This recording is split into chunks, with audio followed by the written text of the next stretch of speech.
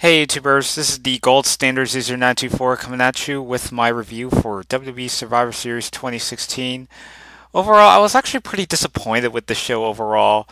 There was just a bunch of Survivor Series matches that kind of felt very formulaic in some places. A lot of quick eliminations, a lot of questionable eliminations to clarify that. Even some of the booking is kind of questionable also. And I'll go into more detail as the video rolls along. But, when it comes to Survivor Series, it just feels like the one of the major WWE pay-per-views that WWE just never really has gone full out in making the best show possible compared to a show like Royal Rumble, WrestleMania, Survivor Series. I mean, even Money in the Bank, despite that being a B level pay per view, but when it comes to Survivor Series, however, it just kind of feels like a pay per view that's just on the brink of, does WWE really truly care about this pay per view and how to improve it? And it seems like in 2016, as far as this year's Survivor Series is concerned, it feels like that WWE is willing to go back to the original roots of what the original Survivor Series was, consisting of a big emphasis on the traditional tag elimination matches that the pay-per-view is based around of. And granted, you also had a couple of one-on-one matches here and there as the pay-per-view chronology went along. They started adding more singles matches and title matches, especially with the world title. But 2016 Survivor Series, however, does not have a world title defense, which I thought was actually pretty interesting. Even though they've done other Survivor Series where the world title wasn't defended on the show, I think the last one, I believe it might have been Survivor Series 2014, and that was the one where the Authority was teaming against John Cena's team, and Cena's team won and disbanding Authority, even though the Authority ended up coming back just about a month or two after that pay per view. But it kind of really shows you just how much Survivor Series has just been neutered over the years as far as the show's importance has been. But nevertheless, Survivor Series only had about 6 matches on the main card, and 2 of the matches were on the pre-show. But I honestly don't really go into detail about the pre-shows since you don't necessarily miss as much. But as far as the main show is concerned, there are only 6 matches on here, and a lot of it's based on the SmackDown versus Raw brand superiority that's been going on since this past summer when WWE had announced that they were going to revive the brand extension. So you would have a certain number of wrestlers appear on a particular show, thus splitting the roster in half. So you'll have such and such wrestler appear on, let's say, Monday Night Raw, and they can only appear on Monday Night Raw. Um, like Charlotte's on Raw, so she can only wrestle on that show, and Becky Lynch is on SmackDown, so she can only wrestle on SmackDown or any brand exclusive events that WWE Network will hold. They're really going all out and trying to take the brand extension a little more seriously compared to the last couple years when WWE did the brand extension, like around the late 2000s, where everyone's just constantly jumping on to different shows despite the fact that they only wrestle on one show. Um, which is very weird, the way they handled it the last couple years. But now that they brought it back, it seems like they're willing to take the brand extension a little more seriously this time around.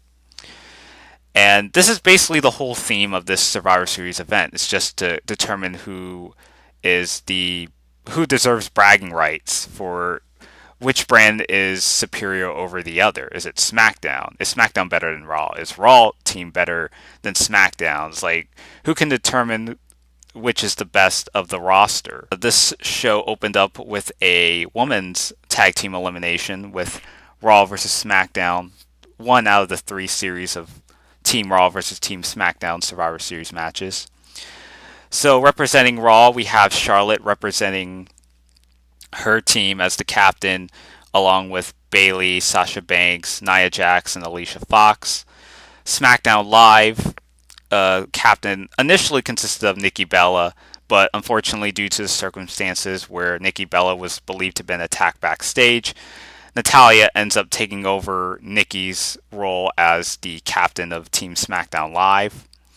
So she's leading the team with Women's Champion Becky Lynch, Alexa Bliss, Carmella, and Naomi. So that Survivor Series match opened up these two women from Raw and SmackDown respectively.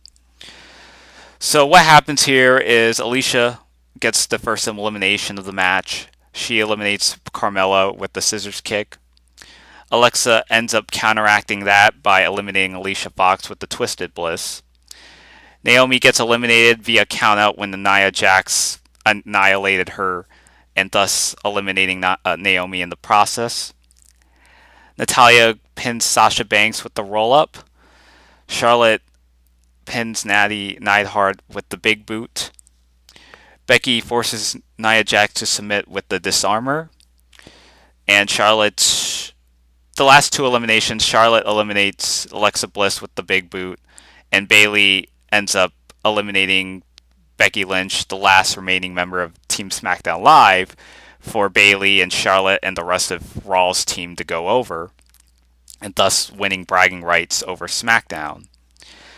So then afterwards, Charlotte ended up attacking Bayley, and they're scheduled to have a match down the road for the Women's Championship. So Charlotte ends up attacking Bayley and even throwing her against the barricades and whatnot. So Charlotte's standing tall. Bayley's kind of disgruntled after the actions that Charlotte did to her. So overall, the first Survivor Series match was not one of my favorites out of the three traditional Survivor Series.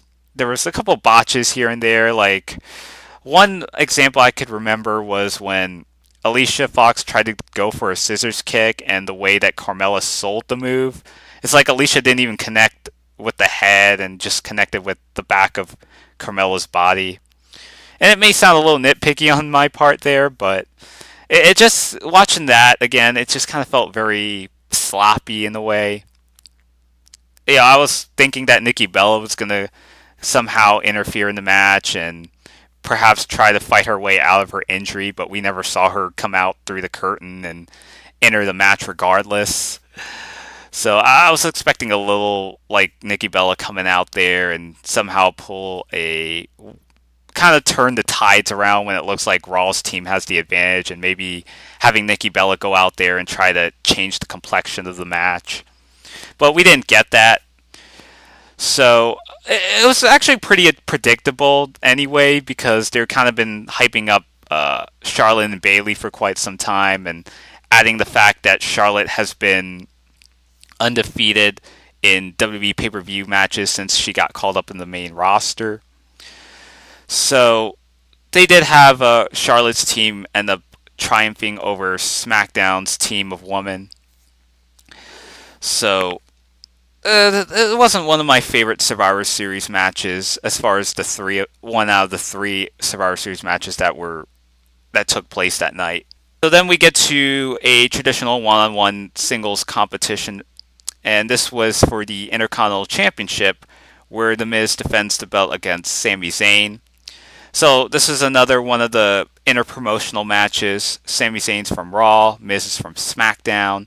So there is some stipulation that if Sami Zayn were to become the Intercontinental Champion, that he would take that title to Raw with him.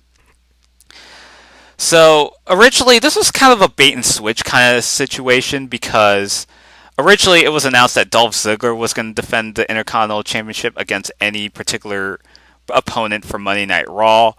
But after what we saw from SmackDown 900, where The Miz and Dolph Ziggler had their rematch, Miz ended up defeating Dolph Ziggler to regain his Intercontinental Championship belt again. So rather than Dolph Ziggler being scheduled to take part in Survivor Series, The Miz ends up going into Survivor Series as the Intercontinental Champion instead. So Sami Zayn volunteers to take on the Intercontinental Champion, particularly The Miz. The match pace was going really well at first, up until the ending of the match, which kind of really ruined kind of ruined the flow of the match. They had Maryse try to use the ring bell, and just like when Sami Zayn was locking in the figure four on the Miz, it seemed like they were trying to do another one of those reenactments of the Montreal Screwjob, considering Survivor Series was held in Canada this year. So they had Maryse ring the bell, even though it wasn't the ring announcer that rung the bell, and the Miz didn't even tap out anyways.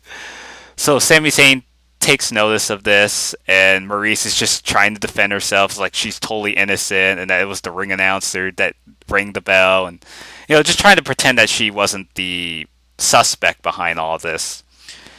But this allows the Miz to take the advantage, get the roll up 1, 2, 3 for the Miz to retain the Intercontinental title. Yeah, so like I said, the match was going fine at first, but I think especially the last couple minutes, especially with the ending and how that turned out, kind of ruined the flow of the match. What was the point of Miz losing the Intercontinental title from Dolph Ziggler only to win it back again? I'm just kind of tired of these Montreal Screwjob finishes. It's like WWE just can't seem to get past that particular incident that happened just almost 20 years ago. Hard to believe. But I digress. And, Miz ended up going over Sami Zayn. Sami Zayn's just been losing a lot of pay-per-view matches. I mean, he's still going to be over regardless, but it's just, I can't really recall any pay-per-view matches that he's won. Actually, I think the last one I can remember was when he beat Kevin Owens at Battleground, if I'm not mistaken. But other than that, I can't really recall any other key important victories on pay-per-view that Sami Zayn has won. Especially since coming in the main roster, that is. Then we get to another Survivor Series tag match, which is this presents the tag team division. So we have the New Day representing Monday Night Raw as the captains of the tag team division, going after the Smackdown team of Heath Slater and Rhyno, who are the tag team champions on Smackdown. So they lead their brigade of tag teams from that particular brand.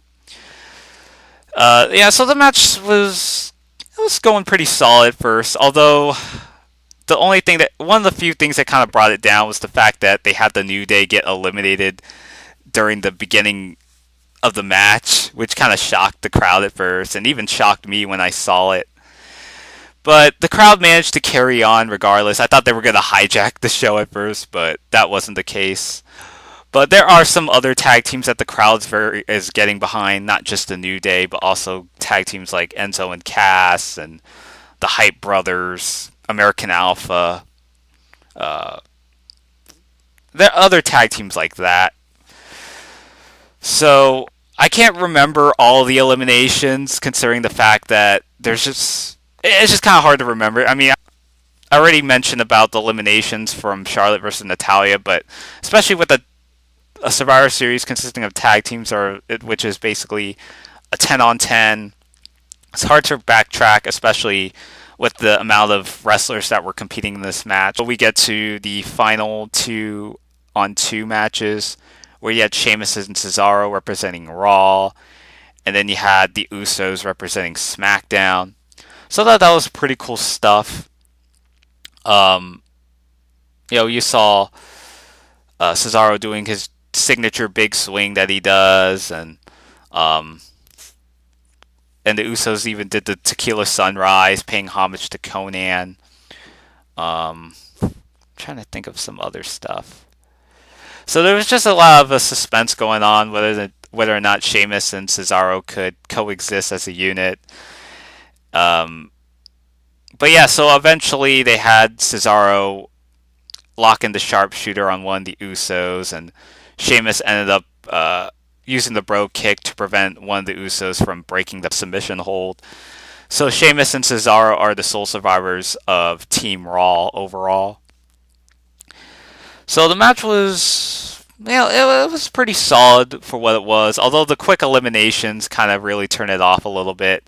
The match pace was going fine, although the eliminations were pretty questionable.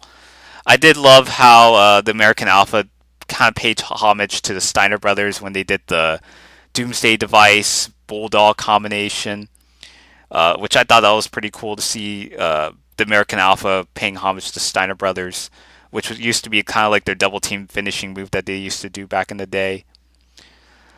Yeah, so I actually enjoyed this match. Then we have is the Cruiserweight Championship bout with the Brian Kendrick going in as the champion, taking on Kalisto.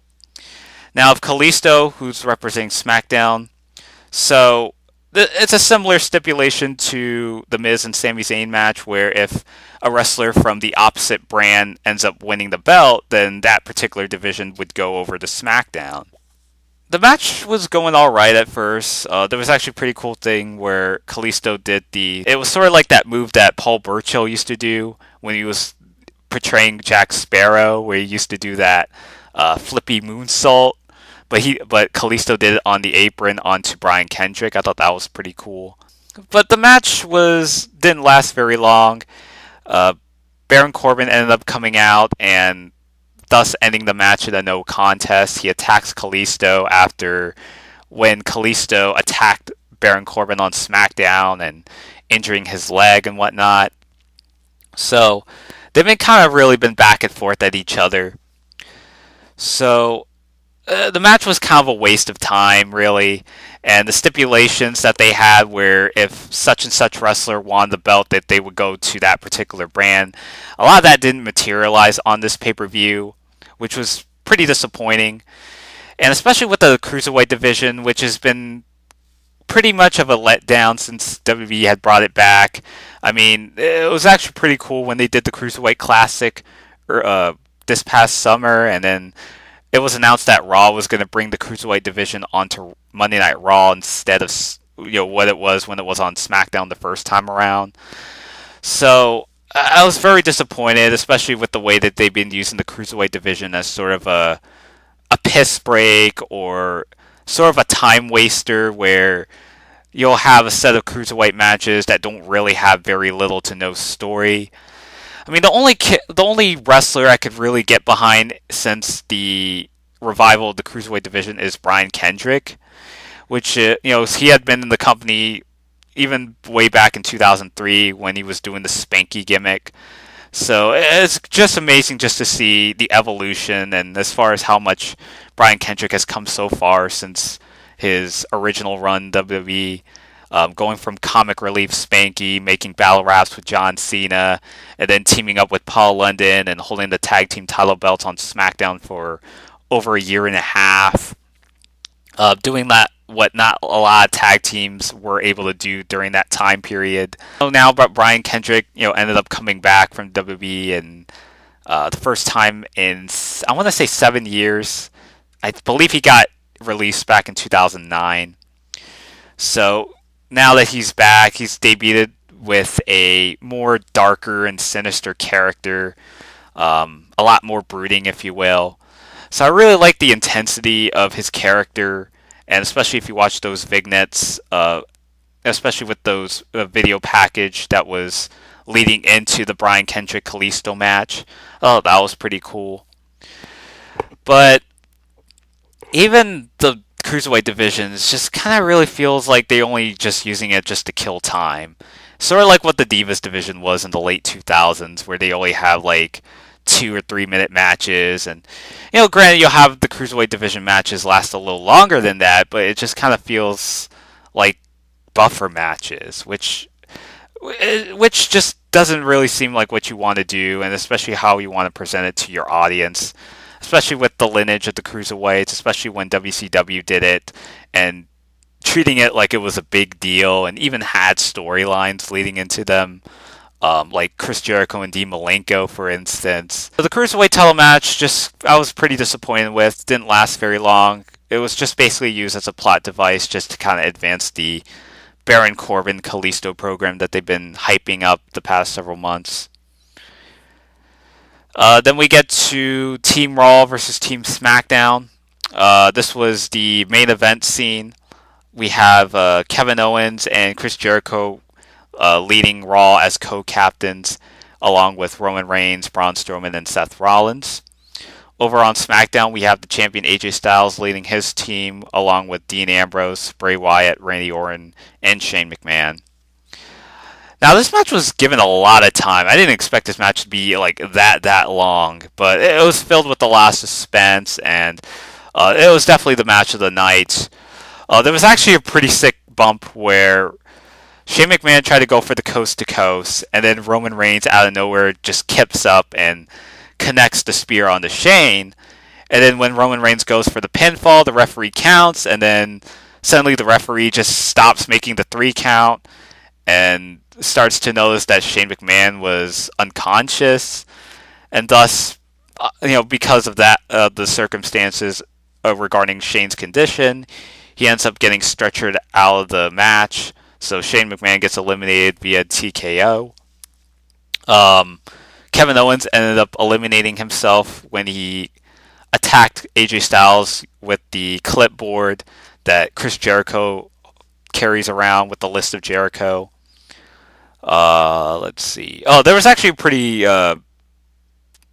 a moment where Braun Strowman attacked James Ellsworth, and they brawled a little bit in the back on stage, and then he just tosses him off the stage, landing on the table, really showcasing just how sadistic that Braun Strowman really is.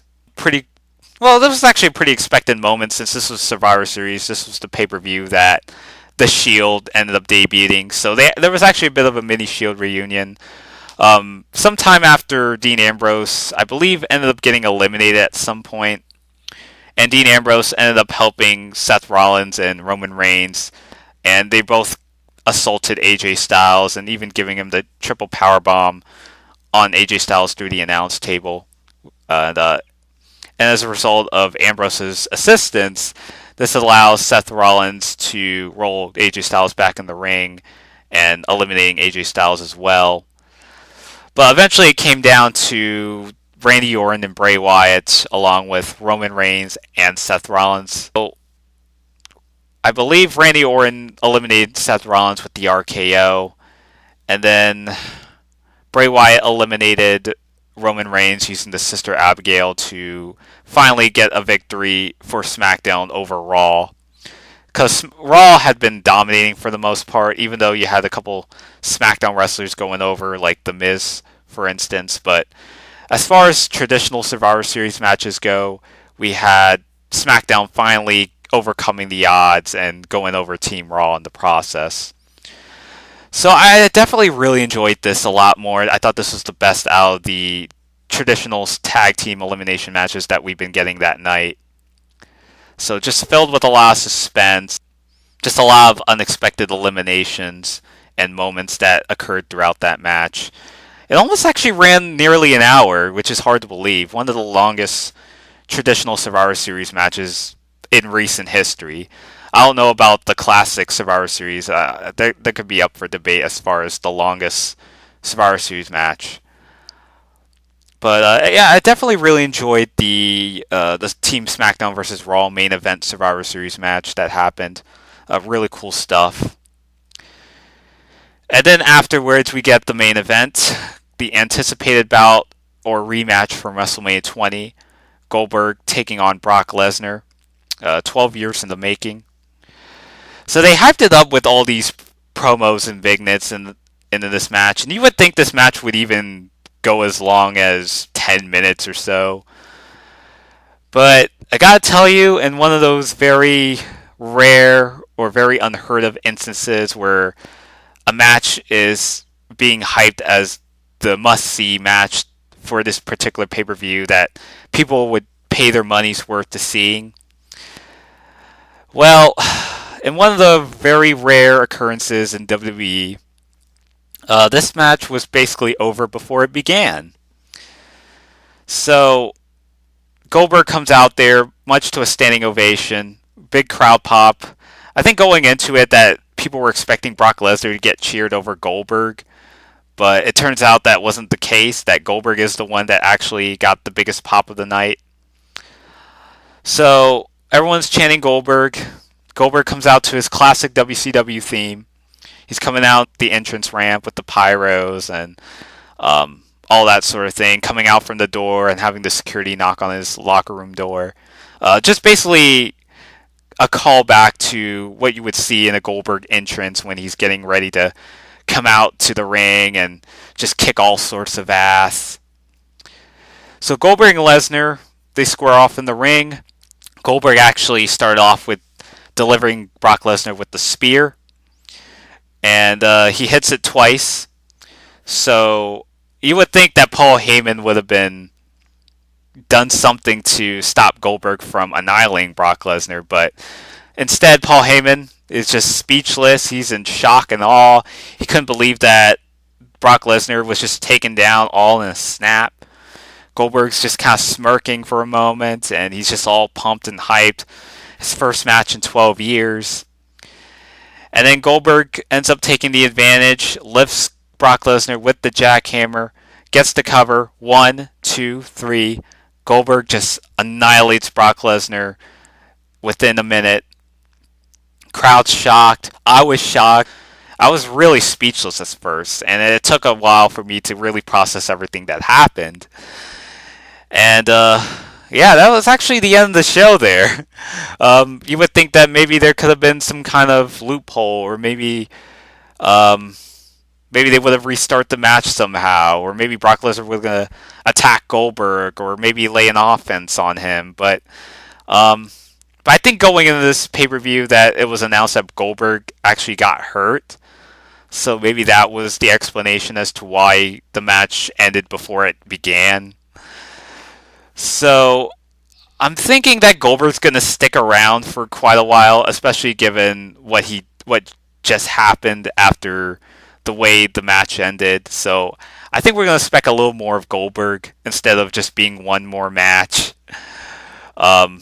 I mean, the build-up was just very weird. It's like Goldberg said something about that he had one spear and one jackhammer left in him, and then he ended up using that even before Survivor Series when he ended up nailing the spear or the jackhammer on Lesnar in the build-up on Raw, which was a little questionable at that, which goes against the whole build-up of that, whether or not Goldberg can be able to execute those signature moves that he does.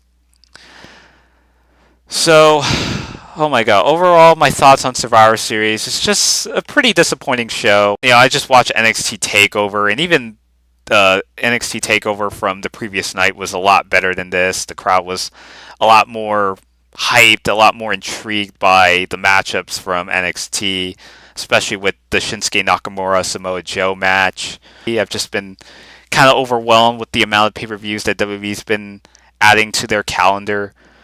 Although I've heard that WWE is going to start to reduce or cut back some of their pay-per-view events going into 2017, so we'll have to wait and see. But overall, it just haven't really felt so hot about the pay-per-views that WWE's been pulling out overall, especially with Survivor Series, for instance. So let me know what your thought about Survivor Series down in the comment section below. Tell me your thoughts about your opinions on Survivor Series. What are some of your favorite matches, least favorite matches, favorite moments? Were there any particular moments that threw you off? Were there moments that you really thought that you didn't see coming? Let me know what you thought at the comment section below. And until then, this is the Gold Standards User 924 signing out.